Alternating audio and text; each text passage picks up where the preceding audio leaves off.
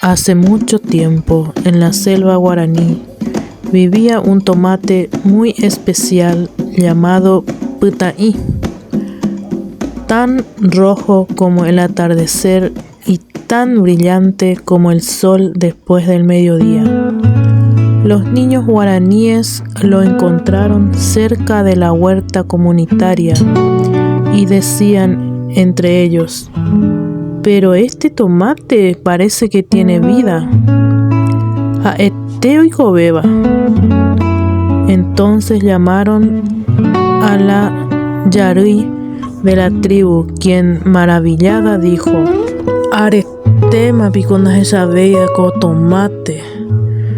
Y mandó llamar a toda la gente de la tribu, quienes al verlos se maravillaron e hicieron una gran fiesta porque habían encontrado un tesoro.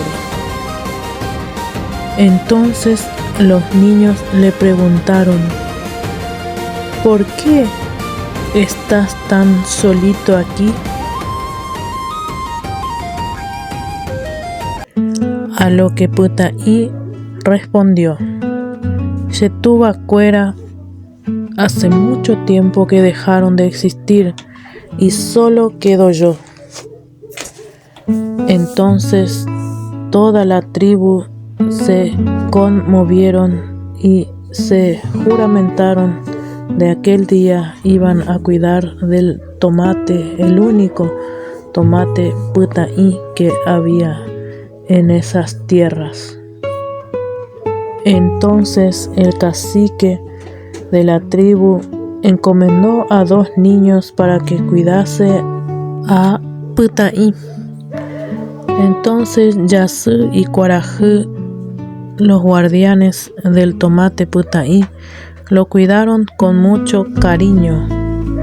Lo regaban cada día y lo abonaban, y con el tiempo Putaí llegó a crecer tan grande y a dar unos frutos rojos enormes, que luego su fruto se repartió a cada familia, y así la tribu guaraní se convirtió en guardiana de la semilla ancestral del tomate, y todo dio origen de un tomate muy singular llamado Putaí.